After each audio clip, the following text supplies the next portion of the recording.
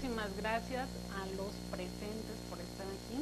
Espero que al final de la charla pues tengan muchas dudas y tengan muchas preguntas. Espero poder contestarlas adecuadamente.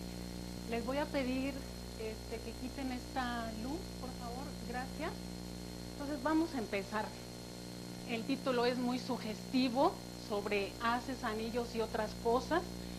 Y de entrada quiero decirles que cuando nosotros hablamos de haces y de anillos en el contexto de la física espacial, estamos hablando de estructuras que están formadas de partículas de polvo. Cuando hablamos también de partículas de polvo, obviamente tengo que referirme a la materia rocosa del universo, que se llama polvo cósmico.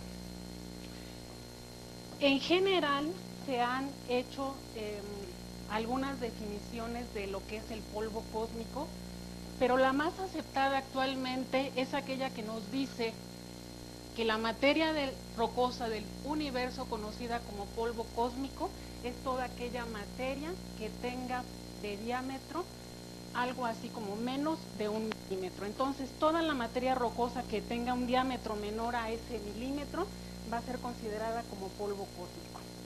Ahora, ¿pero cómo empieza a estudiarse el polvo cósmico? ¿Por qué a los seres humanos les da por ver de qué se trata, dónde vive, cómo es? Bueno, yo quiero decirles que el estudio del polvo cósmico se inició, aunque no científicamente, desde la antigüedad. Ya los caldeos y los aztecas habían observado el polvo cósmico en un fenómeno de naturaleza óptica conocido como la luz zodiacal. Seguramente algunos de ustedes han oído hablar de la luz zodiacal, que entre otras cosas tiene que ver con una estructura muy famosa llamada la nube de polvo zodiacal. Entonces, la nube de polvo zodiacal nosotros la podemos ver en el amanecer o en el atardecer, en lugares donde no haya contaminación atmosférica. Obviamente estamos hablando de lugares fuera de las ciudades, y además cuando las condiciones atmosféricas lo permiten, pues nosotros podemos ver algo como lo que ustedes están viendo aquí. Entonces, todo esto que está aquí se conoce como la luz zodiacal producida por la nube de polvo zodiacal. Bueno, ya formalmente en el siglo XVII, un señor muy famoso, muy estudioso, un astrónomo que incluso vivió en la corte francesa, llamado Giovanni Cassini, fue el primero que dio una explicación científica a la luz zodiacal, porque antes de que él diera esta explicación, se creía que la luz zodiacal era un fenómeno puramente terrestre, es decir, que era un fenómeno que se generaba en la atmósfera de nuestro planeta y no se sabía cuál era su origen. Entonces Giovanni Cassini fue el primero que propuso que la luz zodiacal no era más que la luz solar reflejada por cuerpos diminutos que vivían fuera de la Tierra. A partir de este concepto, de esta propuesta, empezaron a hacerse muchas observaciones en el medio interplanetario, y lo que sabemos ahora, gracias a esa hipótesis de Cassini, es que la nube zodiacal es una estructura que vive entre el Sol y aproximadamente la órbita de Júpiter, es decir, es una estructura que habita en el sistema solar interior y está formada por miles de partículas de polvo que tienen radios aproximadamente igual a 10 y 100 micras. Ahora, surgió una pregunta con esto. Bueno, está ahí ya el polvo, está formando una nube. ¿Cuál es su origen? ¿Verdad? Entonces empezaron a hacerse muchos estudios para ver cuál era el origen de esa nube de polvo zodiacal. ¿Y qué es lo que encontramos?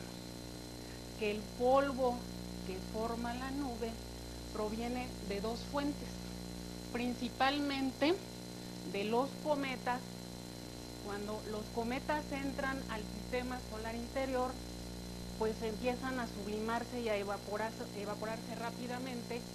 Y la segunda fuente de del polvo de la nube son los asteroides. Los asteroides forman un cinturón que se ubica ¿en dónde? Entre Marte y Júpiter.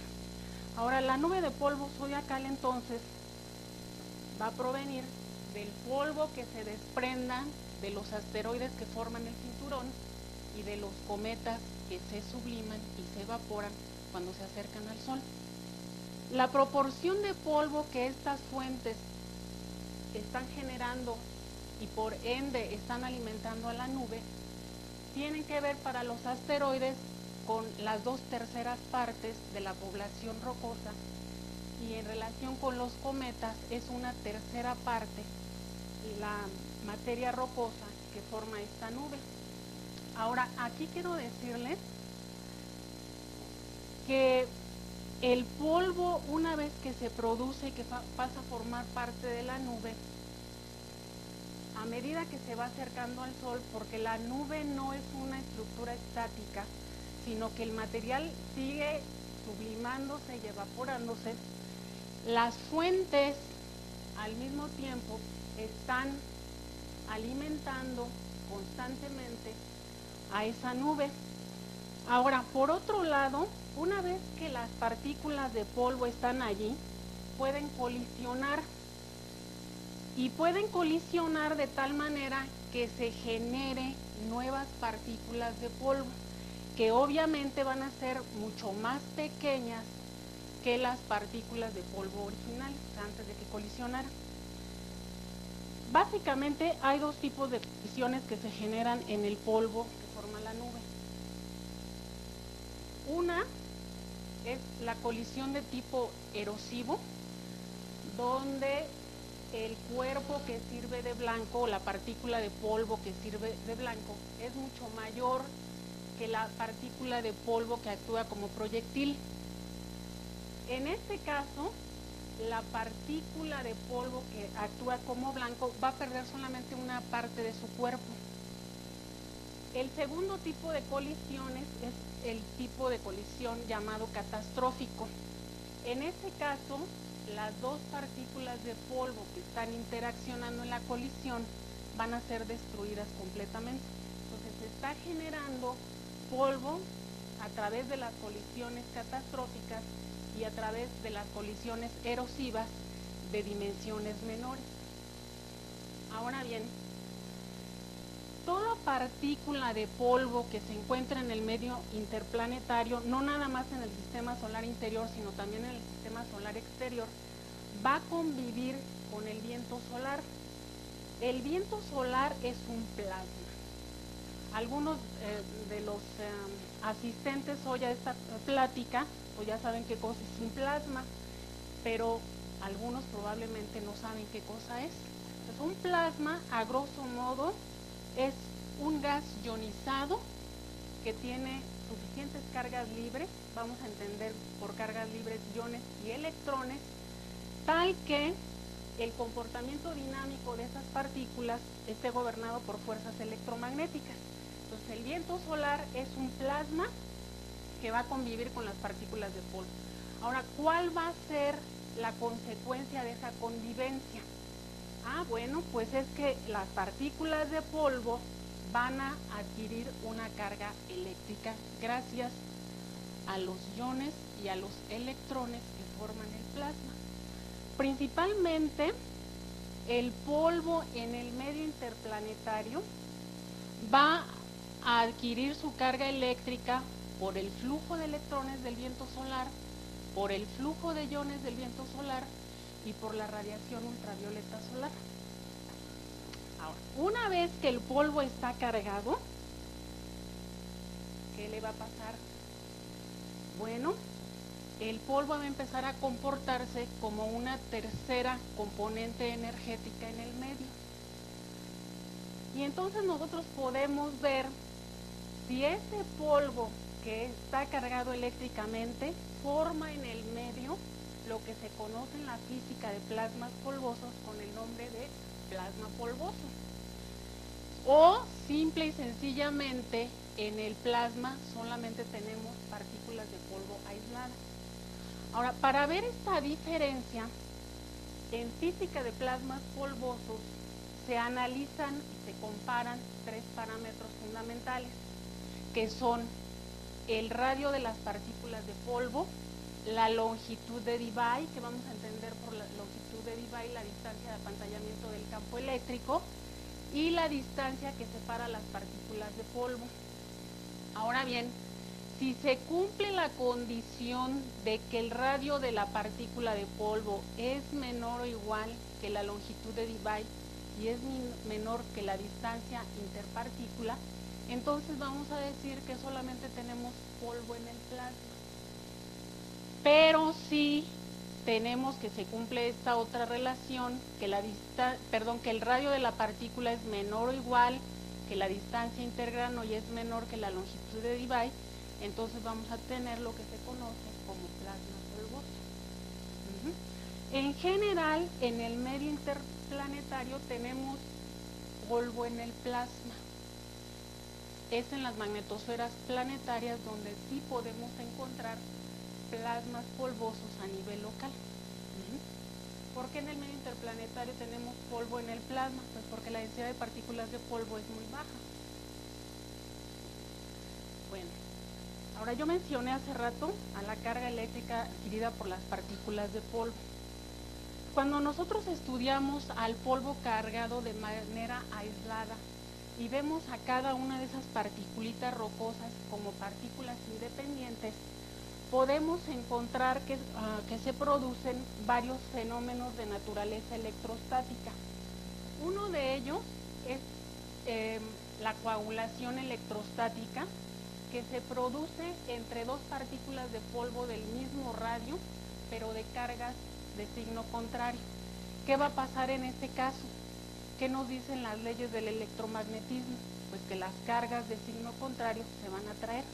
Entonces la coagulación electrostática va a generar partículas de polvo más masivas, y se cree que la coagulación electrostática, por otro lado, sirve para generar cuerpos masivos que hacen de puntos de nucleación de cuerpos planetarios. Ojo, porque además se cree que este fenómeno conocido como coagulación electrostática se produce sobre todo en las nebulosas, donde hay estrellas y hay polvo y se está acumulando el polvo para formar cuerpos pues más grandes. Bueno, el segundo fenómeno electrostático es la levitación electrostática. La levitación se va a producir entre dos partículas de polvo de masas diferentes, pero de cargas del mismo signo. ¿Qué les pasa a las partículas de polvo cuando tienen cargas del mismo signo? A ver, ustedes díganmelo. Se repelen, ¿no?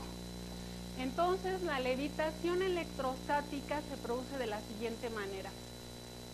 Primero, dado que la carga es del mismo signo, va a haber una fuerza de repulsión electrostática que va a tender a separar a las dos partículas de polvo. Pero la partícula de polvo va a llegar un momento en que se encuentre a una distancia tal que la fuerza gravitacional con la que la partícula más masiva atrae a la más pequeña se incremente y rebase a la fuerza de repulsión electrostática. Entonces, la partícula pequeña va a empezar a caer hacia la partícula más grande. Y nuevamente va a llegar un punto en el cual la partícula pequeña se acerque tanto a la mayor que nuevamente la fuerza de repulsión electrostática rebase la intensidad de la fuerza gravitacional y se vuelvan a separar. Entonces la partícula pequeña hace las veces de un vaivén sobre la superficie de la partícula mayor.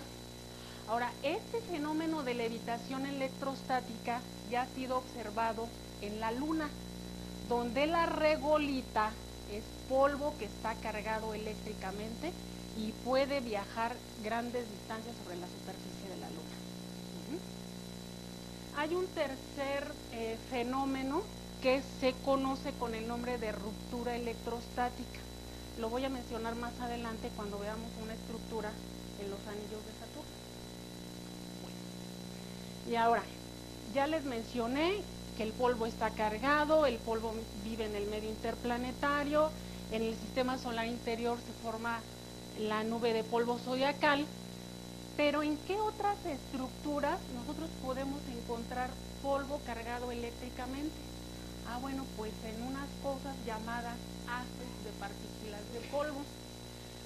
Los haces de partículas de polvo han sido detectados principalmente en el sistema solar exterior, en Júpiter y en Saturno.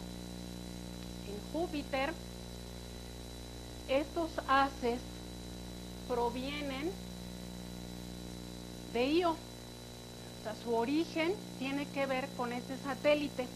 Io es una de las 4 lunas galileanas de Júpiter, es el satélite que se encuentra, de los satélites galileanos por supuesto, más cerca del planeta y además es el cuerpo geológicamente más activo del sistema solar. Entonces, este cuerpo satelital tiene sobre su superficie una serie de volcanes de los cuales está saliendo pues material que proviene del interior del cuerpo satelital. Ahora, parte de ese material va a dar al medio magnetosférico donde se carga eléctricamente para posteriormente salir eyectado de la magnetosfera joviana. La sonda Ulises fue la primera sonda que detectó estos haces de partículas de polvo y en aquellos años cuando los haces fueron descubiertos, a mí se me ocurrió pues calcular la magnitud del radio de esas partículas de polvo que forman estos haces, así como su velocidad, y comparar mis resultados con los resultados obtenidos por la sonda Ulises. Y vean, yo encontré que los haces tienen radios entre 1 y 24 centésimas de micra, mientras que Ulises midió estos valores entre 3 y 14 centésimas de micra. Entonces, bueno, hay una diferencia no muy grande, pero al menos el intervalo medido por Ulises viene quedando dentro del intervalo calculado teóricamente en mi trabajo. En el caso de la velocidad, para el límite superior, pues hay una diferencia por un factor de 2, más para el límite inferior, pues más o menos son del orden. ¿Qué pasa en el caso de Saturno? Bueno, en Saturno nosotros sabemos que es el planeta que tiene el sistema de anillos más masivo, más llamativo. Es más, Saturno debería ser llamado el Señor de los Anillos, un poco haciendo remembranzas con las películas que están ahora tan de moda. Y en este caso, en Saturno se han propuesto varias fuentes para explicar de dónde provienen los haces. La primera son los anillos, en particular el anillo A. Más adelante les voy a explicar cuáles son estos anillos en total.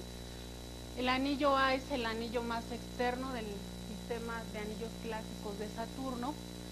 Y la segunda fuente son los satélites. Entonces, nuevamente,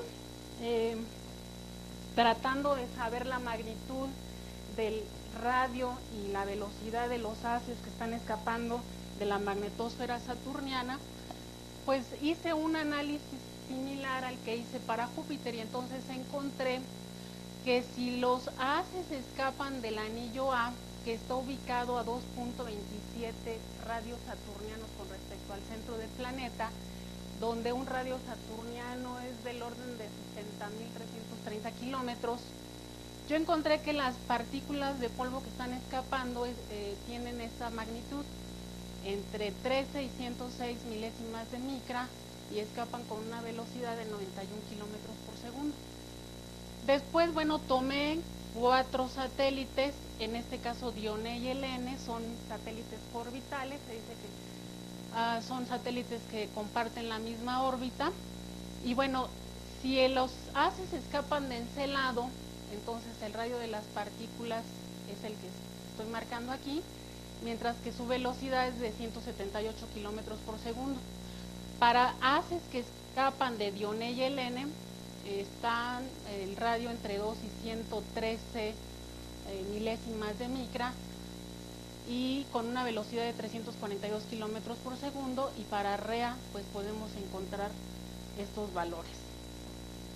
Les voy a decir aquí que estos resultados coinciden muy bien con los resultados que se han obtenido gracias a la misión Cassini. La misión Cassini es el nombre de una sonda espacial que surcó durante varios años el espacio interplanetario y que actualmente está estudiando a este planeta, a sus anillos y a sus satélites. Bueno, yo les mencioné en el anillo A y varios satélites. Entonces vamos a ver dónde están. Fíjense bien, aquí están los anillos. No sé si alcancen a ver esta línea. Ese es el anillo S. Después viene aquí un satélite de nombre MIMAS. Aquí está Encelado, que es una fuente que yo incluyo en el estudio. Tetis, otro satélite. Dioné, y aquí también está el satélite pequeño orbital. Y acá está Rhea. Entonces estamos tomando fuentes cada vez más distantes con respecto a la superficie del planeta. Y aquí tenemos la máxima densidad de partículas de polvo de uno de los anillos de Saturno conocido como el anillo E, que está asociado al satélite Encelado. Tengan esto en mente, porque más adelante, cuando hablemos de las otras cosas, les voy a hablar de este satélite y de este anillo. Entonces, vamos a ver. Ya hablando de anillos, Rafael, te voy a pedir que si ya vas a hablar por teléfono dentro de la conferencia, no lo hagas dentro del auditorio, por favor, ¿sí? Bueno, los anillos de Saturno fueron los primeros anillos que se descubrieron y su historia se remonta a la época de Galileo Galilei. Galileo fue el primero en observarlos, aunque a él no se debe su descubrimiento en cuanto a que son estructuras anulares alrededor de Saturno, porque Galileo lo que observó fueron dos asas más o menos ubicadas sobre el plano ecuatorial del planeta, tal y como están las asas en una olla de barro, nada más que las asas en una olla de barro están muy cerca de la boca de la olla, y en el caso de Saturno lo que observó Galileo pues fueron dos asas más o menos a la altura de la cintura, digamos, de esa olla, si así queremos verlo. Posteriormente hubo que hacer otras investigaciones porque este descubrimiento de Galileo pues causó mucha curiosidad en el ámbito astronómico, y principalmente fueron dos astrónomos que se dedicaron al estudio de las estructuras que mencionaba Galileo. El primero de ellos fue Christian Huygens y el segundo nuevamente viene a ser Giovanni Cassini. Christian Huygens propuso, después de hacer muchas observaciones en Saturno, que en el planeta había una estructura anular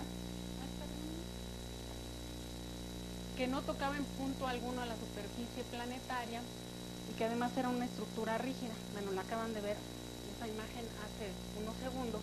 Entonces, este es el modelo que propuso Christian Huygens del anillo de Saturno, del que hablaba, en relación a la estructura que mencionaba Galileo.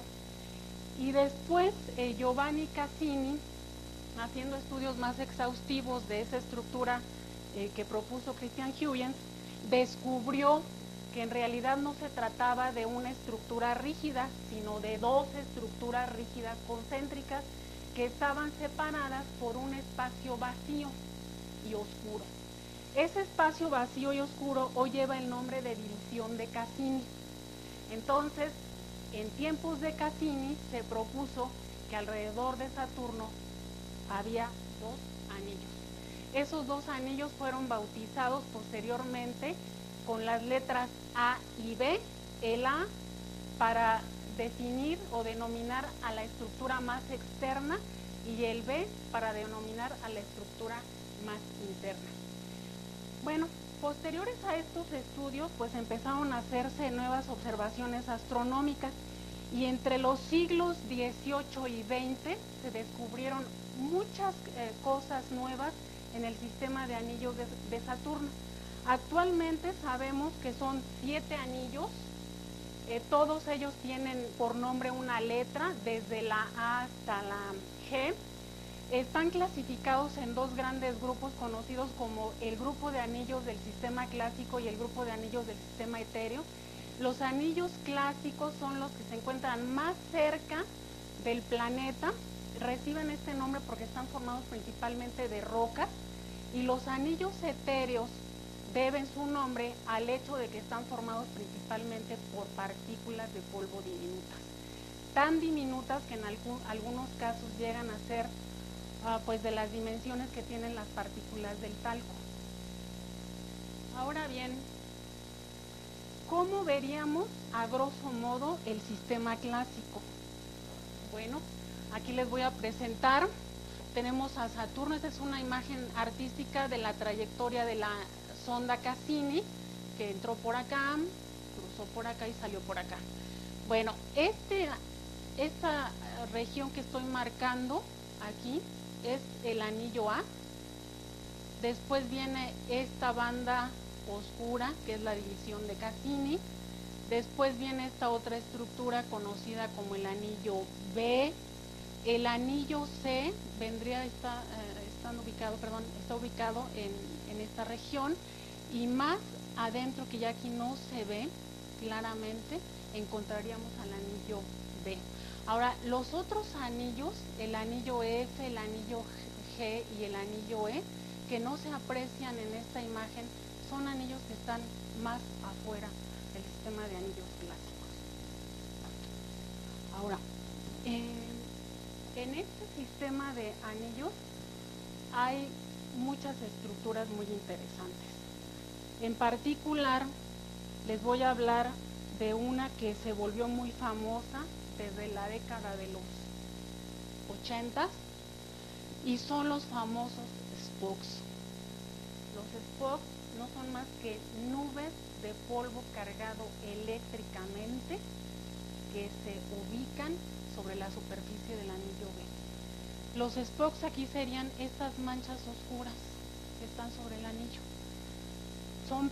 Son estructuras periódicas y se cree que probablemente también su existencia obedece a los cambios de estación que se producen en este planeta, porque así como en la Tierra hay desde primavera hasta invierno, en los planetas del sistema solar pues también podemos encontrar esas retroestaciones.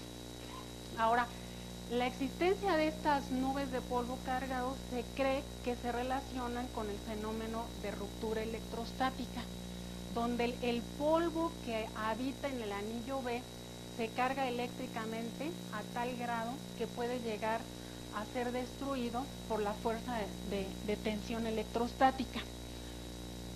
Ya hablando de la misión Cassini, actualmente se sabe que en los anillos de Saturno hay agua.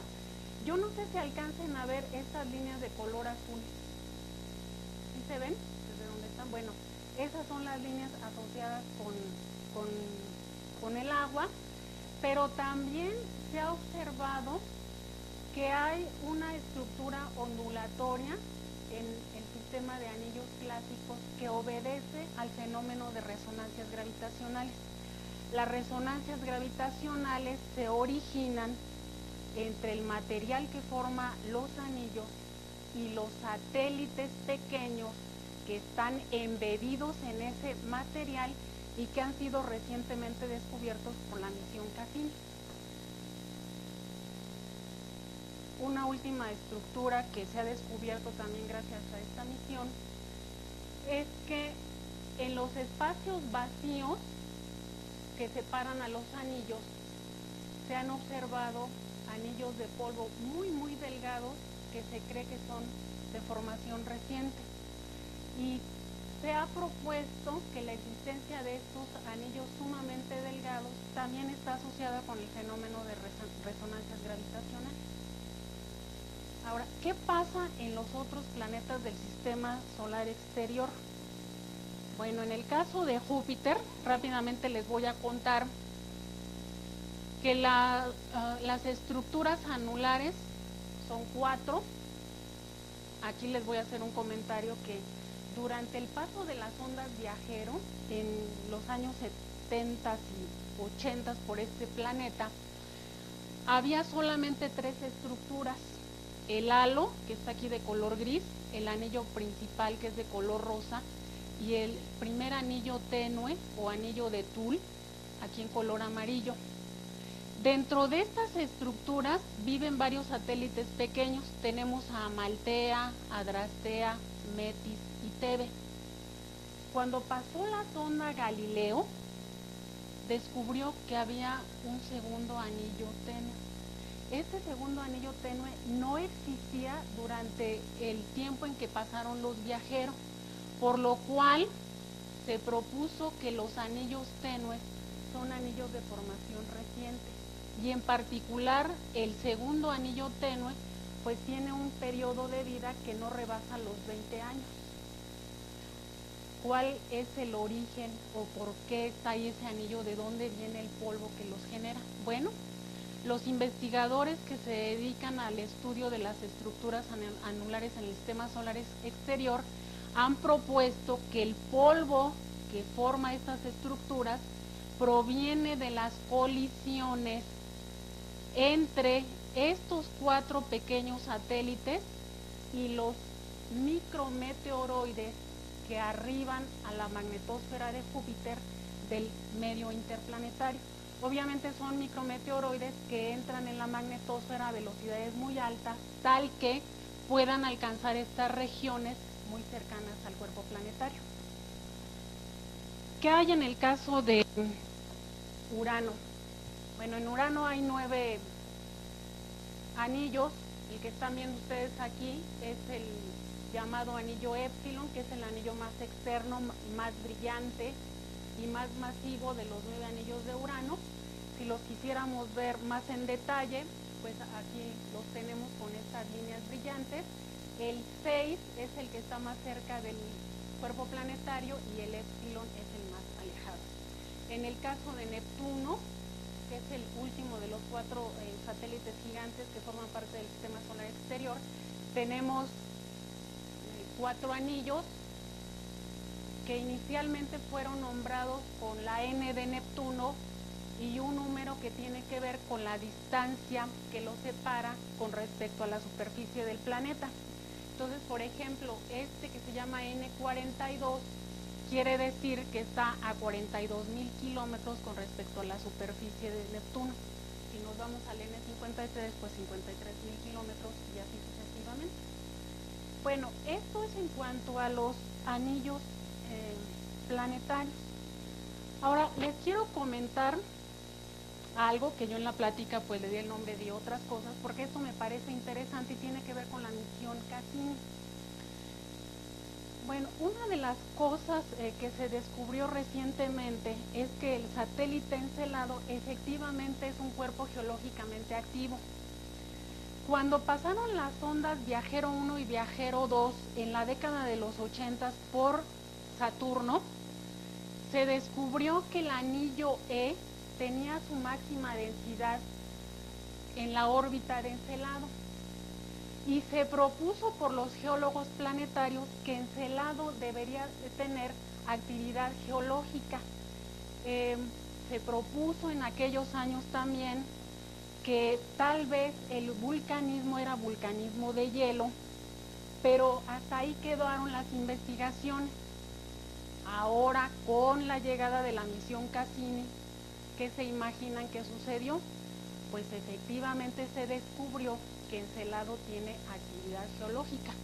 Eso puso muy contentos a los geólogos planetarios, a la gente que estudia plasmas polvosos en el medio interplanetario y a los que estudian también los anillos de Saturno, porque finalmente se encontró cuál es el origen del anillo E. Fíjense bien lo que vio Cassini. Los modelos teóricos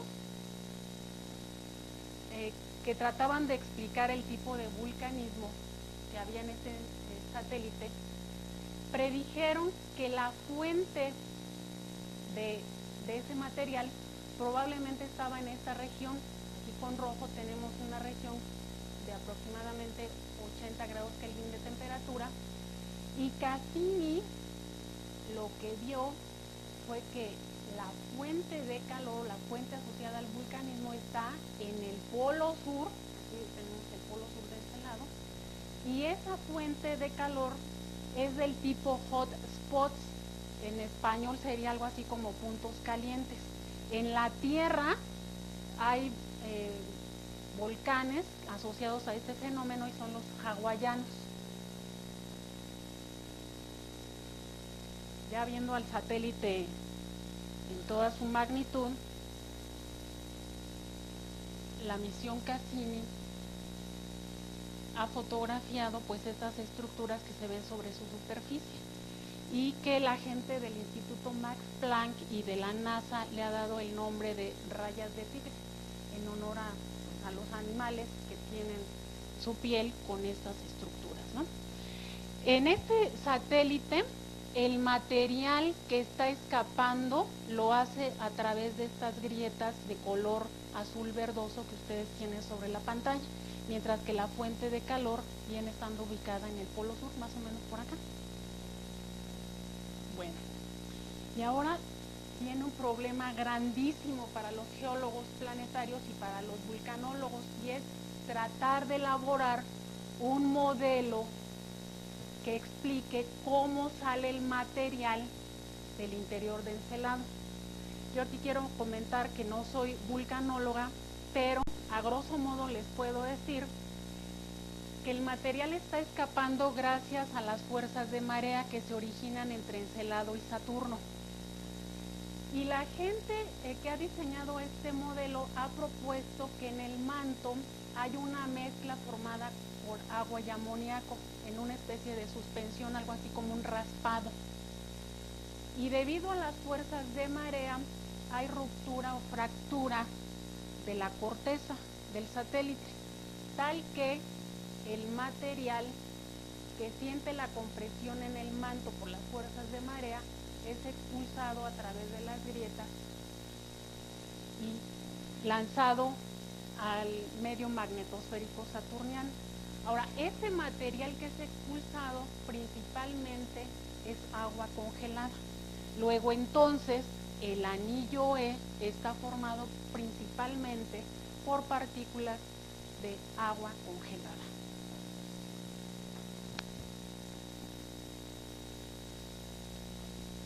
Regresando ya más formalmente al polvo cósmico, después de este breviario cultural de Encelado y el anillo E, yo quiero decirles que el polvo cósmico se encuentra en todas partes.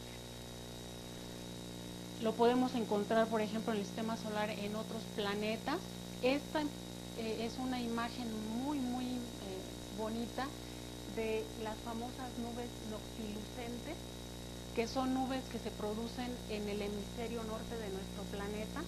Antes se creía que nada más se formaban a latitudes muy altas, por arriba de los 50 grados, pero actualmente es posible observarlas durante el verano a latitudes más bajas. Estamos hablando de latitudes entre 30 y 40 grados.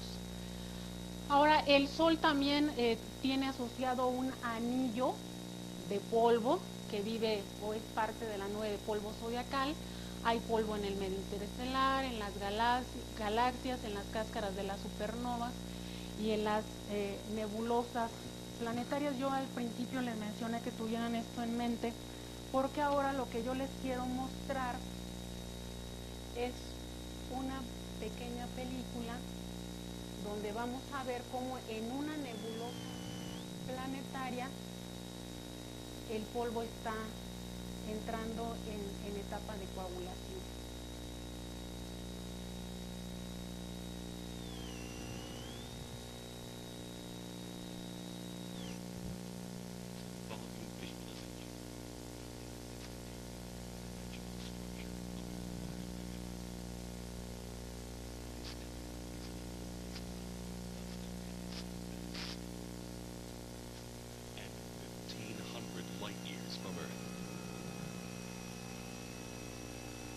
in the cloud glows from the light of 4 hot young stars at the heart of the nebula. Each star is thousands of times brighter than our sun.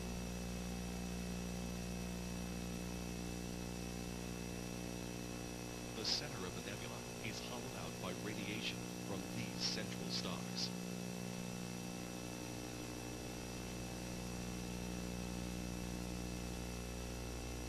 We're passing a cloud called HST-10, known to astronomers from Hubble Space Telescope images. A disk of dust and debris orbits the star. Astronomers believe this marks the birth of a system of planets. Each of these teardrop-shaped clouds is a blanket of gas and dust that surrounds a newborn star.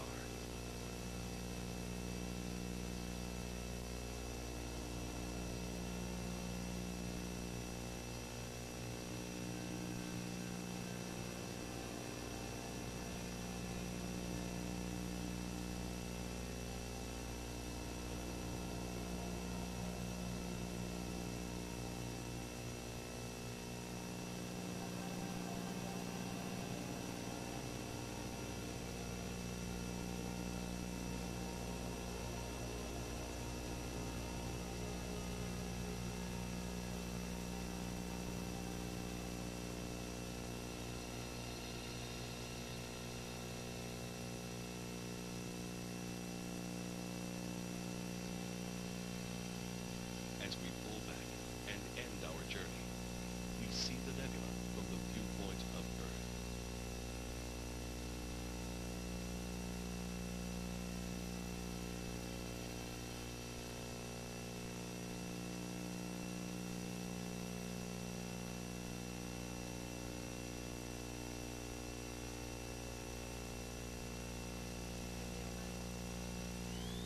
O estaban dormidos.